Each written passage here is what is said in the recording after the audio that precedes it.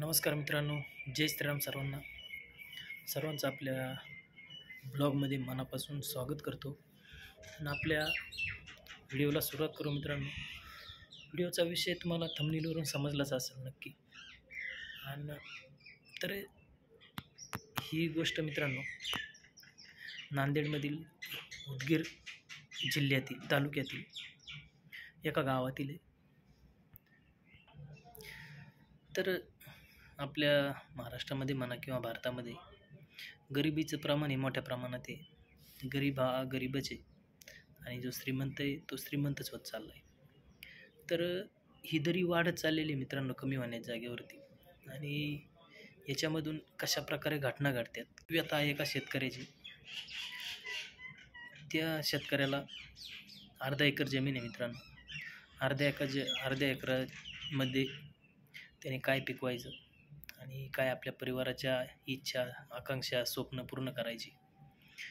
तर माझा या समाजाला म्हणा किंवा समाजातील लोकांना एक प्रश्न आहे. तुमच्याकडे जर चांगल्या प्रकारची प्रॉपर्टी असेल, तुमचे स्वप्न पूर्ण होऊन, तुमच्या घरच्यांच्या गरजा पूर्ण होऊन, तुमच्या मुलांचे शिक्षण पूर्ण होऊन जर तुमच्याकडे काही शिल्लक राहत असेल तर नक्कीच आसपास आपल्या आजूबाजूला अशी लोक असतात, गरीब लोकांना नक्की मदत करत जा. कारण तो व्यक्ती निघून गेल्यावरती हळहळ करण्यापेक्षा जिवंत आहे तेव्हा मदत केलेली ही कधी पण लाख मोलाची असते. आणि आयुष्यामध्ये एक तत्त्व पाहिजे माणसाचं की दान धर्म करताना ना काही दान धर्म असा असावा माणसाचा, तो फक्त स्वतःला आणि देवालाच माहीत असावा. तर नक्कीच मित्रांनो ही घटना मनाला चटका लावून जाणारी. मी पण एक शेतकरी कुटुंबातून आलेलो आहे. ती काही नव्हतं, पण त्या सगळ्या परिस्थितीतून मी आलेलो आहे. आणि आज ती घटना घडली. एक मुलगा होता 10वीला, मकर संक्रांतीसाठी गावाला आला होता सुट्टीला. आणि वडिलांकडे त्यांनी हे सांगितलं, पप्पा मला कपडे पाहिजे, मला पुस्तकं पाहिजे, मला अजून काही गोष्टी पाहिजेत. आणि ह्या गोष्टी मागताना त्या गोष्टी पूर्ण करण्यासाठी नक्कीच पैशाची गरज असते माणसाला. आणि त्या वडिलांची ती परिस्थिती नव्हती एवढी का बाबा लगेच मुलांनी मागितले आणि त्याला मी लगेच ती गोष्ट पूर्ण करीन. तर वडील त्याचे बोलले की बाळा माझ्याकडे आत्ता पैसे नाही, पैसे आल्यानंतर मी तुला तू जे बोलते त्या वस्तू मी घेऊन देईल. पण आजकालची मुलं अशी मित्रांनो, संयम हा नाही त्यांच्याकडे बिलकुल पण. आणि आपल्या परिस्थितीची कोणाला जाणीव नाही ह्या मुलांना. तर तो पूर्ण रागामध्ये निघून गेला, शेतामध्ये गेला. अर्धा एकर शेत होतं, त्याच्यामध्ये एक झाड होतं मित्रांनो. त्या झाडाला त्यांनी गळफास घेऊन आत्महत्या केली. तर त्या दिवस पूर्णभर तो मुलगा काय यांना सापडला नाही. यांनी दिवसभर पाहिलं, रात्रीची इकडं तिकडं शोधाशोध केली. दुसऱ्या दिवशी सकाळच्या पारी ज्यावेळेस त्या मुलाचा बाप शेतामध्ये गेला, सकाळच्या पारी 8-9 वाजता शेतामध्ये गेल्यानंतर त्यांनी ते पाहिलं का माझ्या काळजाचा तुकडा, एकुलता एक मुलगा, त्याची मी एक छोटीशी इच्छा पूर्ण करू शकलो नाही. आज तो माझ्या डोळ्यासमोर लटकतोय. त्यांनी त्याचं आयुष्य संपवलं. आणि त्याच्या मनाला त्याला खाल्लं, त्या बापाच्या मनाला, की बाबा मी माझ्या मुलाच्या इच्छा पूर्ण करू शकत नाही तर माझा पण जगून काय उपयोग नाही. त्यांनी त्या मुलाला खाली उतरवलं. खाली उतरवल्यानंतर त्याच ज्या गळफासाने आपल्या मुलाने आत्महत्या केली होती त्याच गळफासाने स्वतः पण लटकून घेतलं आणि ते स्वतःचा पण जीवन प्रवास संपवला. तर मित्रांनो खरंच खूप दुःखद घटना आहे आणि अतिशय मन हेलावून टाकणारी घटना आहे. तर मित्रांनो हा झाला त्यांचा प्रवास. त्यांच्या पाठीमागं ती एक माऊली बिचारी, तिने तिचं आयुष्य कसं जगायचं पुढं. डोळ्यासमोर लेक पण गेला, नवरा पण गेला. ज्यांच्याकडं पाहून ती कष्ट करत होती. तर मित्रांनो त्या मुलाने आणि त्या बापाने त्यांचं आयुष्य तर संपवलं, पण एक समाजाला विचार करण्याची घटना घडली. खरंच समाजाने या गोष्टीवरती विचार केला पाहिजे. प्रत्येकाने विचार केला पाहिजे की बाबा माझं जर सगळं परिवाराचं भागून जर माझ्याकडे काही शिल्लक राहत असेल तर अशा गरजू लोकांना मदत केली पाहिजे. आणि भरपूर असे समाजामध्ये श्रीमंत लोक आहेत, भरपूर अशा जिथं खर्च नाही करायला पाहिजे त्या ठिकाणी खर्च होतो. लाख लाख, 10-10 लाख, 20-20 लाख. आणि जे गरीब शेतकरी वर्ग आहे, 10 रुपयासाठी सुद्धा त्रसतात. किंवा 1000 रुपयाची, आता त्या मुलांनी जी आत्महत्या केली त्या मुलाला मुश्किलने 1000 रुपयाचा ड्रेस आणि अजून 1001 रुपये लागलं असतं, पण ते बाप एवढा हातबल होता त्या परिस्थितीपुढं. बँकेचं कर्ज, पुन्हा सावकाराचं कर्ज बोकांडी होतं, आणि एवढ्या सगळ्या गोष्टी असताना ते सावकाराचं कर्ज मिटवायचं होतं त्याला. आणि हीच गोष्ट त्या मुलाला तो समजून सांगत होता का बाबा आपलं थोडं माझ्याकडे पैसे आल्यानंतर मी तुला त्या गोष्टी घेतो. पण त्या मुलाला कोणत्याही प्रकारचा संयम नव्हता आणि ते हे एवढं मोठं पाऊल उचललं आयुष्य संपवायचं.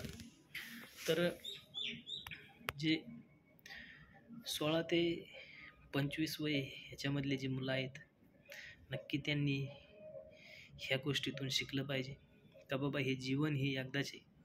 आपल्या घरची परिस्थिती ओळखा, आपल्या आईवडिलांच्या चेहऱ्याकडे पहा, आपले आईवडील किती कष्ट करते, त्यांनी किती कष्ट केलेत आपल्या लहानाचं मोठं करण्यासाठी. आणि आपण एका गोष्टीसाठी जर क्षणात त्याचं नव्हतं करतोय, तर आपण आयुष्यामध्ये काय, तुम्ही जर विचार केला बाबा एवढीशी छोटीशी गोष्ट माझ्या आयुष्यापेक्षा ही गोष्ट मोठी नाही माझी, उद्या तो कामधंद्याला लागला असता किंवा एखाद्या चांगल्या नोकरीला लागला असता, तर पाहिजे ती हवस केली असती, आईवडिलांची हौसमौज झाली असती आणि चांगलं आयुष्य जगू शकला असता जर त्यांनी जर विचार केला असता तर. पण त्यांनी तो विचार केला नाही, क्षणिक विचार केला की बाबा माझे आई बापा माझ्यासाठी हे नाही करत ते नाही करत, आणि स्वतःचं आयुष्य संपवलं.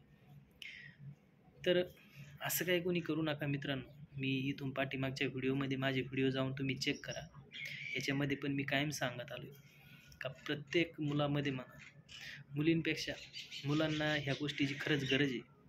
कारण मुली मॅच्युअर असतात, घरची परिस्थिती, आईवडिलांची परिस्थिती त्या मुलींना लवकर समजते आणि अशा गोष्टी करत नाही. क्वचित असतात एखादी मुलगी, मी काही म्हणत नाही का नाही, पण आहे. पण सगळ्यात जास्त मॅच्युअर मुली असतात, त्यांना घरची परिस्थिती समजते, आपल्या आईवडिलांचे कष्ट समजतात आणि त्यानुसार ते चालत असतात, वागत असतात. तर तो झाला एक भाग. पण मुलांनी ह्या गोष्टीकडे लक्ष दिलं पाहिजे. जे 15 ते 20-21 वर्ष वय राहते त्या मुलांचं, ही मुलं नादान असतात आणि परिस्थितीची ह्या मुलांना जाणीव नसती. मी पण त्याच वयातून आलेलो आहे, मला पण माहिती आहे, मी पण ते अनुभवलं आहे. तर प्रत्येक मुलांच्या आईबापाला माझं हे सांगणं आहे, आपल्या मुलांना नकाराची सवय लावा, की कोणतीही गोष्ट मागितल्याबरोबर त्याला देऊ नका. त्याला थोडी परिस्थितीची जाणीव होऊ द्या की बाबा आपले वडील काय कष्ट करतात, आपले आईवडील काय कष्ट करतात. आणि तुम्ही जर प्रत्येक गोष्ट त्याला जर देत गेले किंवा प्रत्येक गोष्ट त्याला न मागता देत गेले, तर त्याला त्या गोष्टीची किंवा त्या पैशाची किंवा त्या परिस्थितीची जाणीव राहत नाही. आपल्याला मस्त वाटतं बाबा ठीक आहे आपले दिवस हालाकीत गेले, पण आपल्या मुलांचे नाही गेले पाहिजे. पण त्याच्यातून एक अशा पद्धतीची मानसिकता मुलांची तयार होती आणि एक हसती खेळतं घर किंवा कुटुंब कशा प्रकारे उद्ध्वस्त होऊ शकतं याचं एक जिथं जागतं उदाहरण त्या ठिकाणी घडले.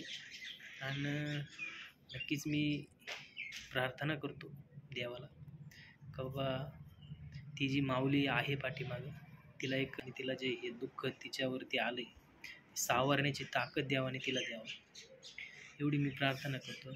आणि समाजातील लोकांना पुन्हा एकदा सांगतो की तुमच्याकडे जर खरंच पैसे शिल्लक असतील तर नक्कीच अशा गरजू लोकांना, आपल्या समाजातील आसपासच्या लोकांना मदत करत चला. हाच तुमचा खरा धर्म आहे. किंवा तुम्ही एक वेळ देवाच्या दारात जाऊ नका, पण अशा लोकांना मदत करत चला. यातूनच तुम्हाला पुण्य भेटेल, आशीर्वाद भेटतील आणि चांगल्या पद्धतीने आपल्याला आशीर्वाद जर भेटले तर आपलं आयुष्य पण चांगलं चालेल आणि त्या गरजू लोकांना पण मदत होईल. नक्कीच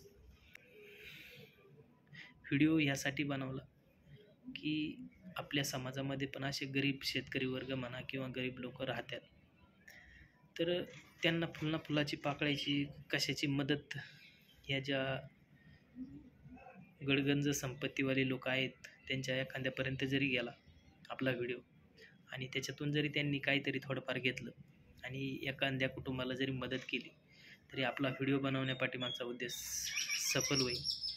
आणि शेवटी जाता जाता मित्रांनो, जे ते मुलगा आणि वडील दोघं पण आत्महत्या करून हे जग सोडून गेले, त्यांच्या आत्म्याला शांती लाभो.